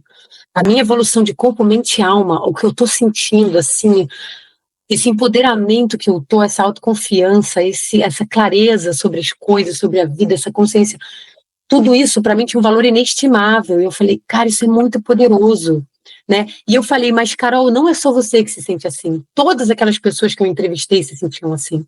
Todas as pessoas que eu conversava, os viajantes que eu conversava na viagem se sentiam assim. E eu falei, isso não é uma coisa pessoal tua. Todo mundo tem o potencial de se sentir assim. E foi por isso que surgiu a viravolta. E por isso que eu queria dar esse olhar. Eu queria estimular as pessoas a viajarem, entenderem o valor da viagem, não porque ela queria ver um ponto turístico tal, aquele praia, aquela. Porque sim, é legal, tudo bem, mas eu queria que ela fosse por uma razão maior, sabe? Por tudo que a viagem pode oferecer para a vida dela e que ela não toca, que ela não vê. A vida, é estar na vida, de fato. Isso, é a melhor escola da vida. É isso, é a melhor escola da vida. E aí a viravolta surgiu com esse viés, e ela começou, só que a viravolta. Quando eu queria virar a volta, o Alex perguntava para mim, mas como que você vai ganhar dinheiro com isso? Aí eu falava, eu não sei. A palestra era a única coisa que eu tinha em mente no início. Eu vou fazer a palestra, mas bom, vou viver só de fazer uma palestra? Dificilmente, né? Mas aí ele perguntava, mas eu falei assim, cara, eu falava para ele, olha, eu não sei ainda exatamente como eu vou ganhar dinheiro com isso, porque, gente, naquela época, 2011, penso, foi 2011, 2013, quando eu criei a Viravolta, quando eu comecei a desenvolver. 2013, essa internet era mato. Ninguém falava sobre longas viagens no Brasil. Não era que nem hoje, que tá todo mundo viajando, né? Um tanto de gente para lá e para cá. Nem viajavam, não tinha essa cultura e acesso. Não tinha Dava acesso. isso, total. Em blog, dava para contar nos dedos. Sei lá, se tinha 5 blogs que compartilhavam, era muito, assim. E outra, durante 2 anos viajando pelo mundo, a gente não encontrou nem 5 brasileiros viajando no mundo igual a gente. Não encontrava, era uma outra realidade, né? E também não é a nossa cultura de desapego. Eu vejo isso mais no europeu, vejo isso mais em outros povos do que no Brasil, né? Hoje já está muito mais disseminado. Na época não se falava sobre isso, não era tema, não era uma demanda, não era nada, né? Então, eu realmente não conseguia visualizar assim exatamente, mas eu falava para o Alexi, cara, eu acredito nisso, e eu acho que a cada caminhada que eu der, 2 portas vão se abrir. E eu vou caminhar um pouco, 2 portas vão se abrir. E eu vou conseguir cada vez enxergar melhor, mas eu não tenho todas as respostas agora. Mas eu acredito tanto nessa ideia que eu falei, eu não posso viver sem tentar realizar. Porque senão eu nunca vou saber até onde eu posso chegar. E eu quero tentar realizar. E o Alexi foi muito parceiro naquele momento, porque ele não entendia nada. Ele falava, cara, essa garota tá louca. Eu via na cabeça, eu via que ele me ouvia, e lá dentro ele pensava, essa minha mulher tá meio louca. Mas, cara, ele acreditou em mim. Ele falou, olha, Que então tá bom. legal. Você faz o teu rolê aí e eu vou me virar pra gente conseguir viver. E aí ele ficou bancando a gente no início, porque a gente ficou 9 meses no Rio, depois a gente mudou para São Paulo, ainda sem ter nenhuma renda garantida. A gente se mudou para São Paulo sem ter nenhuma renda garantida. Ele começando tudo zero, ele falou: eu vou fazer a dublagem, porque ele já fazia dublagem antes. Eu vou fazer a dublagem, eu vou dar aula de francês. E ele falou: eu vou começar um canal do YouTube. Foi quando ele começou o canal do YouTube dele, mas de forma despretensiosa. Vou começar um canal do YouTube, não sei o quê. E ele foi, né, ele super me apoiou, ele falou, vai lá, faz o que você tiver que fazer, eu vou segurar as pontas. E assim foi. E a Viravolta foi criada sem nenhuma certeza, sem nenhuma total clareza, foi no voo. Muito legal. E, Carol, você consegue mensurar assim, o número de pessoas que, mais ou menos, né, não sei se você tem esse exato, que a partir da sua história, a partir dos seus workshops, deram um salto no sentido de eu vou me permitir conhecer o mundo, ou um ano sabático, ou uma viagem reflexiva, enfim. Você consegue mensurar isso? São milhares de pessoas, né? Só no workshop já tem mais de 1.000 alunos, mas o tanto de gente com medo de viajante também, que acabou em uma longa viagem, o tanto de gente que na época, porque eu fiquei muito tempo, fiquei muito tempo só com o site, que o site sempre deu toda a informação para as pessoas. E eu fiquei muito tempo só com o site, de pessoas indo viajar só com o site. Quantas vezes eu recebi mensagem de pessoas, o seu site me salvou, ele me ajudou a realizar. Então, eu não consigo estimar, mas eu diria milhares de pessoas. E é muito louco, porque você vê muitas pessoas que viajam hoje e encontram alguém que foi ajudado pela Viravolta, né? Ou seja pelo workshop, seja pelo site, seja pelo canal do YouTube, e essas pessoas se encontram, pô, cara, eu encontrei tal pessoa, falou de você, que não sei o quê, que ela também ajudou na viagem dela. Então, muito dessa realidade que vocês veem hoje, de esse tanto de gente viajando, a Viravolta contribuiu muito para isso acontecer. Porque a Viravolta foi o primeiro site, primeiro criação de conteúdo totalmente focada para longas viagens, dando todas as ferramentas, falando, né, ensinando. Foi o primeiro no Brasil, entendeu? Nossa, eu lembro de uma planilha que vocês ofereciam nesse workshop, que, pelo amor de Deus, que planilha era aquela? Para você olhar o tempo, vai para a Tailândia, que qualquer época, monções, não tem monções, é frio, é calor, o que levava era dinheiro, quanto custa um prato, a média, assim, incrível, foi muito suporte mesmo para as pessoas, né? Que a pessoa nem pensa naquilo, né? Você só vai, você não pensa em muitas coisas ali, muito legal. Porque a ferramenta de planejamento de longas viagens, que é o xodó dos alunos, que faz toda a diferença para ajudar as pessoas, ela justamente ajuda o quê? A você calcular o tamanho do seu sonho.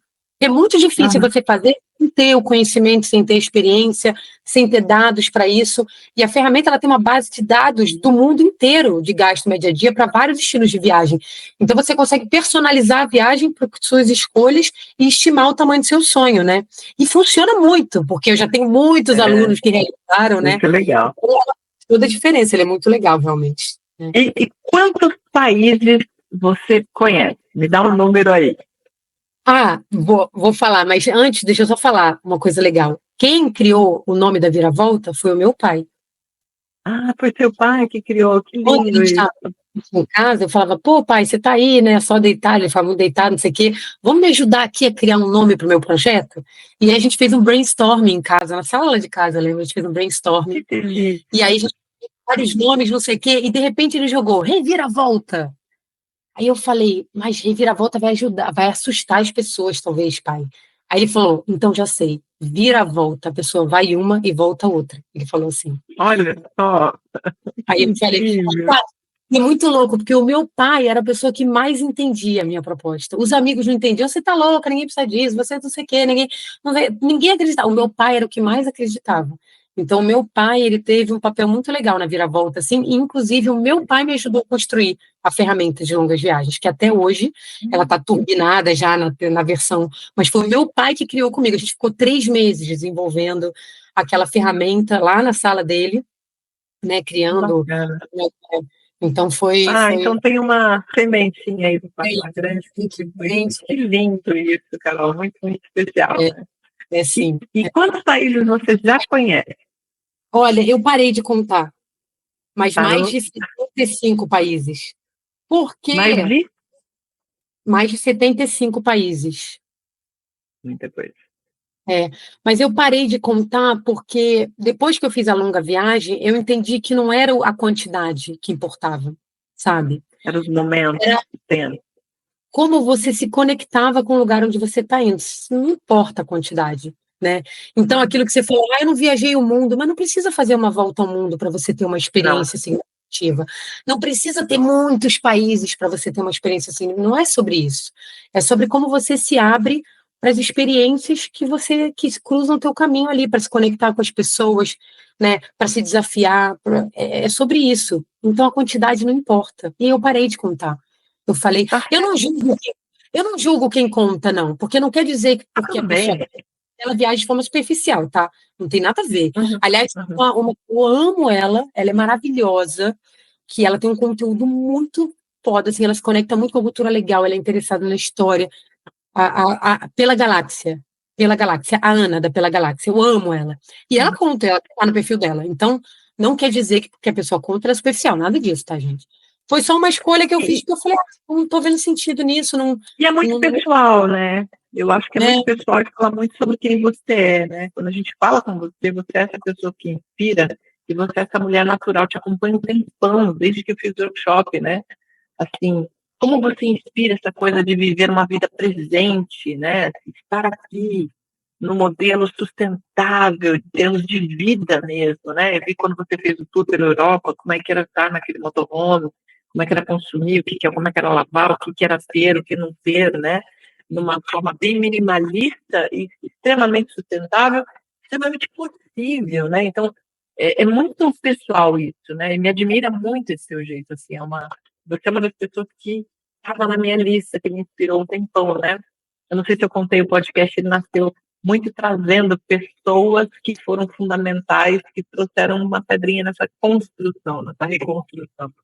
E esse barulhinho aí de falar com você era um tempo, né? Seguindo, eu nunca pude me dedicar tanto tempo, mas eu sempre via o que você estava fazendo, principalmente na época que você estava de motorhome aí pela Europa toda, né? Cruzando, Sim. então é isso, eu acho que é muito pessoal, não tem sobre contar países, sobre estar num país durante um ano ou 6 meses, não importa, mas é estar ali, aquele momento de desejo conectado, principalmente com quem você é, né? Se compreendendo nessa vida, porque a vida, ao contrário do que a gente pensa, a gente vive num ego de que a vida é uma coisa eterna. Não, a vida é o momento presente, né? É um fio, como eu vivo intensamente isso aqui da melhor maneira possível, inclusive sendo capaz de ver o outro, né? Eu acho que é É. muito essa coisa pessoal mesmo. Ah, legal. Hoje, você aterrissou aí em Portugal, é isso?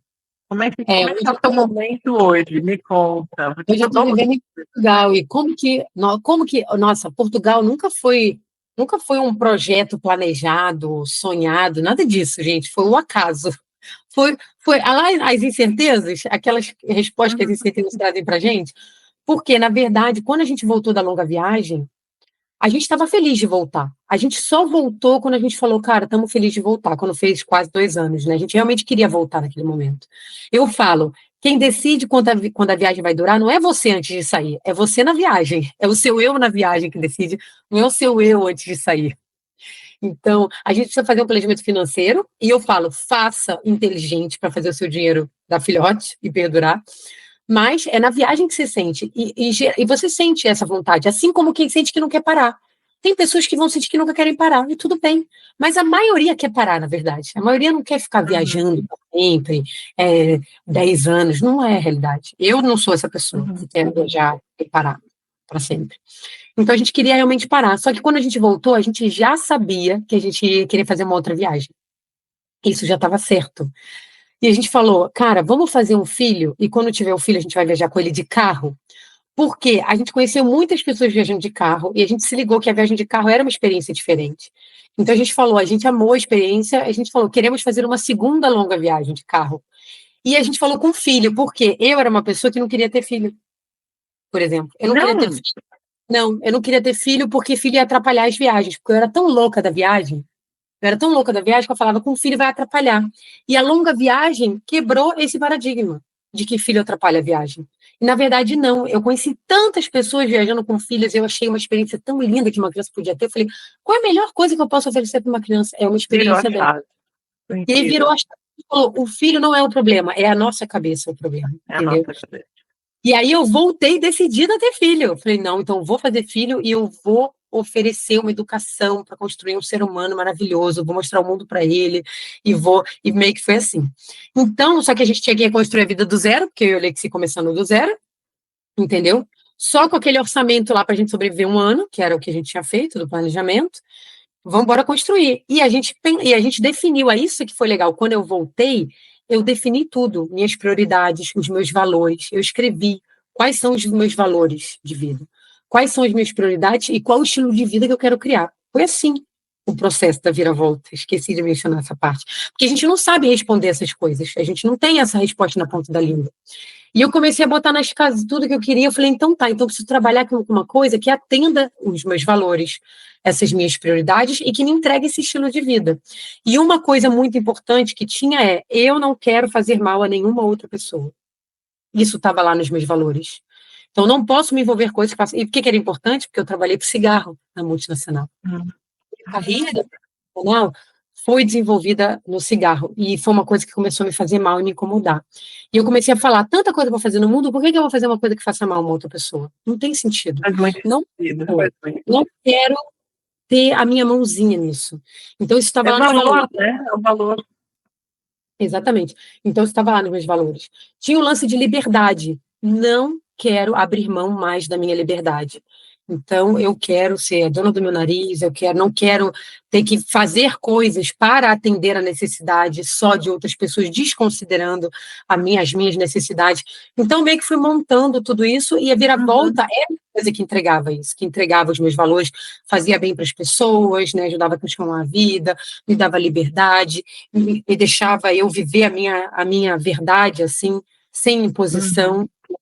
E durante a viravolta, eu sofri muitos desafios, porque o mercado do mundo digital, ele tem muita pressão ali no mercado do mundo digital, para você se encaixar, para fazer as fórmulas, para você enriquecer rápido. E eu fui uma que sempre nadei contra a maré desse mercado digital, entendeu? Eu sou o anti-marketing digital.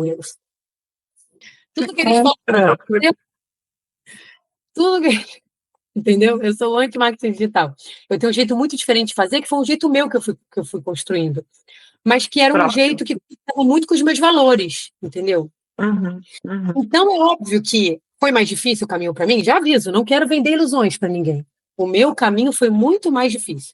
Se eu tivesse pego a fórmula lá da galera do marketing digital, eu teria ganhado dinheiro mais rápido, eu teria desenvolvido mais rápido, eu tenho total consciência disso. O meu caminho foi muito mais demorado, porque as minhas escolhas foram mais difíceis, mas para mim foram escolhas sinceras. Eu quero dormir com a minha cabeça no travesseiro todo dia, em paz. E sustentável, né, Carol? Eu vejo assim, olhando para você, né? Eu vejo o seu projeto, quanto tempo segue, e um projeto sustentável, tá aí, consistente, o teu canal é consistente, você tem um discurso consistente, né? De vida, você mostra exatamente aquilo que é. Eu vejo a educação que você dá para Emily, os poucos vídeos que você posta, então é isso, né? Não tem certo, não tem errado, é aquilo que eu escolho que me faz feliz, e que, de fato, eu posso deitar a cabeça no travesseiro e dormir tranquilo no que eu estou fazendo, né? Eu acho que essa é a receita, vamos dizer assim, né? E tem um lance dessa história de quando a gente escolhe ser fiel a gente mesmo e a nossa verdade, que viver assim ajuda muito a lidar com os momentos difíceis. Por quê? Se você está escolhendo para se encaixar em alguma coisa, lidar com a dor daquilo é diferente quando você lida com a dor de algo que você escolheu porque é a tua verdade e você é fiel a você. O sofrimento é muito pior quando você escolhe a pessoa, entendeu? E assim, não quer dizer que a jornada não vai ter sofrimento, porque é a vida real, gente. A vida não é feita só, tudo tem coisa boa, coisa ruim.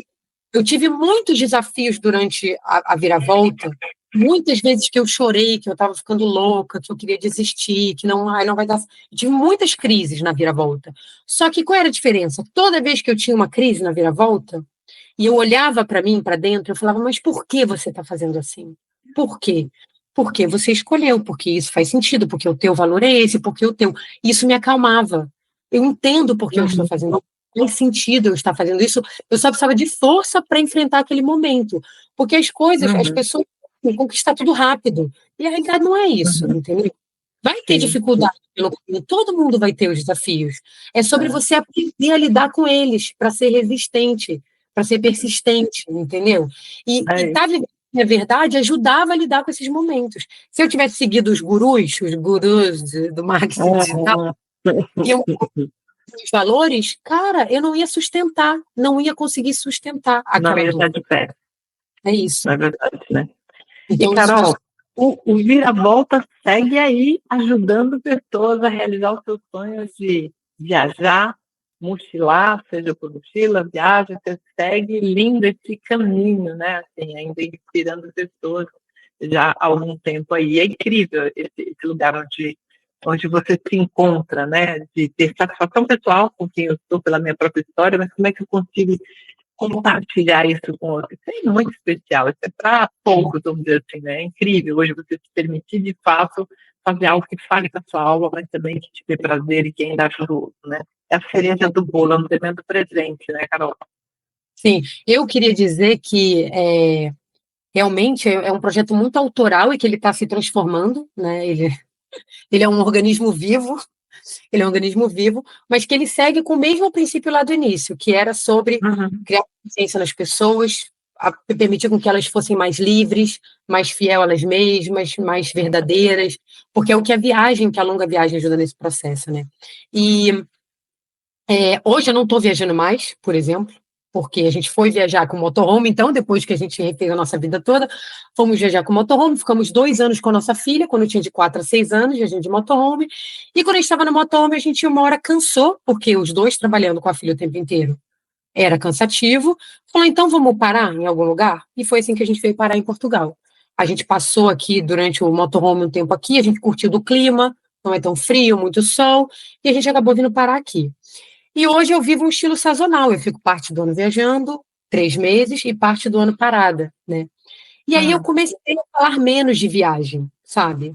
Porque eu não estava mais viajando para ficar falando. E eu Uhum. comecei a cansar. Eu comecei a cansar de falar de viagem, de viagem. Eu já fiquei 10 anos, foram 10 anos, né? Falando de viagem, de viagem. E eu meio que fui transformando hoje o projeto. O workshop de lição sabático, ele continua vivo para ajudar as pessoas, porém com uma frequência bem mais baixa. E E eu online, né? Você dá para o mundo inteiro, tá? online, né?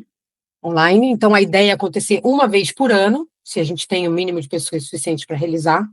E eu fui transformando o projeto para filosofia de bar, né? Que é o foco dele hoje principal, que hoje ele carrega o meu nome, Carol Fernandes. Incrível. E a filosofia de bar é sobre isso. Ela questiona coisas da vida, do dia a dia. Pode ser uma coisa mais básica do dia a dia, ou sobre relações humanas, família, pessoa, não sei. Tudo que ajuda a gente a questionar as coisas, a trazer mais consciência do porquê que a gente pensa daquela forma, porquê que a gente age daquela forma, né? Sobre consciência sobre as realidades irrefutáveis da vida que a gente fica lutando contra e deixa a vida mais difícil. A gente falou sobre várias aqui nesse papo, várias Sim. realidades, né? Irrefutáveis, como a gente sofre com elas. E fica refletindo sobre isso, para ajudar as pessoas a ter uma vida mais leve, mais sincera, mais fiel a elas mesmas, mais consciente, mais autêntica, Uhum. sabe? E livre, e livre. Aí estou nesse Bacana. momento. Uhum. Lindo, eu amei aqui essa conversa, né? A gente só teve aquele papo no workshop, mas ficou aqui uma sementinha guardadinha numa caixinha.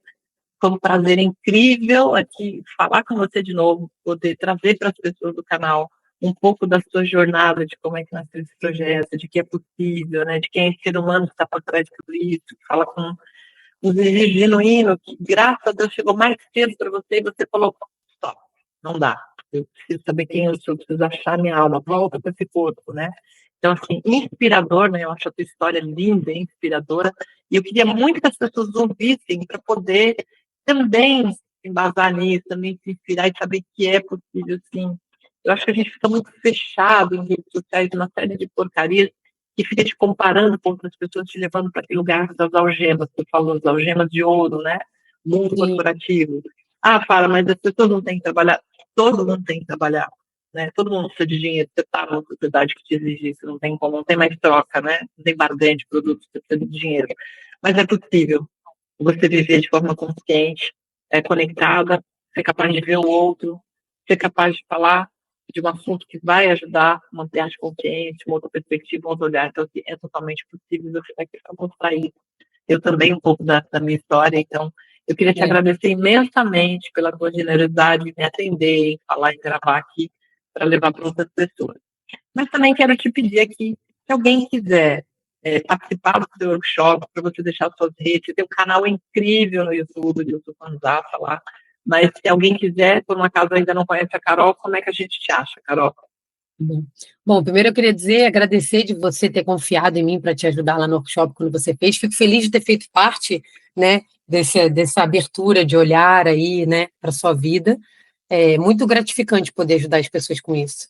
Então, fico feliz de ter contribuído, de verdade. Bom, para a galera me achar, hoje eu estou com, se quiser me achar no Instagram, é soucarol.fernandes. No YouTube também, soucarol.fernandes. Também, se colocar no YouTube Carol Fernandes, vai achar meu canal. É um canal de filosofia de bar. Tem no Facebook também, mas as minhas redes principais são o YouTube e o Instagram. O workshop, né? Peraí. Nossa, tô com uma tosse horrorosa que tá toda hora arranhando a garganta aqui.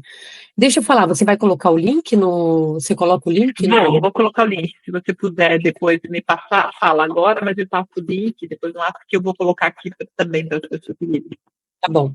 Então, o link, eu posso deixar o link do workshop aí, né, para quem tiver interesse, quem tiver esse desejo de realizar uma longa viagem pelo mundo, não importa, seja porque você está querendo repensar a sua vida, autoconhecimento, seja porque você quer viver isso antes de morrer, porque você sempre amou viajar, ele vai ajudar em qualquer estilo de viagem, de carro, de bike, de bicicleta, de mochila, e pode ser com filho, com pet, como for, ajuda em qualquer estilo. Você vai ter um link para você entrar na lista de espera, porque ele funciona à base de lista de espera agora, o workshop, né? Então, a gente identifica no ano que vem, esse ano já está rolando a turma, o ano que vem a gente vai identificar a quantidade de pessoas para montar uma próxima turma. E aí, pelo link, a pessoa consegue entrar na lista de espera. E agradeço. Esse ano, então, já fechou a turma, né? Já fechou a turma desse ano, agora é o planejamento já para 26, certo? Esse ano já está rolando, esse ano somos 83 sonhadores. Uau! 83 pessoas? Gente do céu! Que incrível! Eu lembro que a minha turma acho que tinha umas 17, 20 pessoas mais ou menos. É porque é outro formato no ao vivo. No ao vivo a gente tinha limitação de tamanho lá, né? E de limitação de pessoas que a gente conseguia ajudar ali ao vivo. No online as possibilidades mudam, né? Então a gente consegue. A gente tem o bate-papo, igual eu lembro que no ao vivo tinha um bate-papo com cada um, né? A gente tem esse bate-papo, mas é cada um num horário diferente, né? Porque cada um faz quando precisa. Diferente. Né? Legal. Mais fácil. É isso. Mas é isso. Meu muito obrigada, viu, Carol, por esse seu tempo aqui, por compartilhar a sua história, uma história que também teve dores, mas também teve muita coragem e também teve um lugar de muito prazer, essa conexão que eu costumo chamar de uma conexão com o divino, porque quando você se conecta com você se conecta com o divino, né? Não tem a ver com religião, tem a ver só com o ser no mundo, como semente nesse mundo, né? Com algo maior, né? Penso dessa forma. Então, obrigada mais uma vez pelo seu tempo, viu?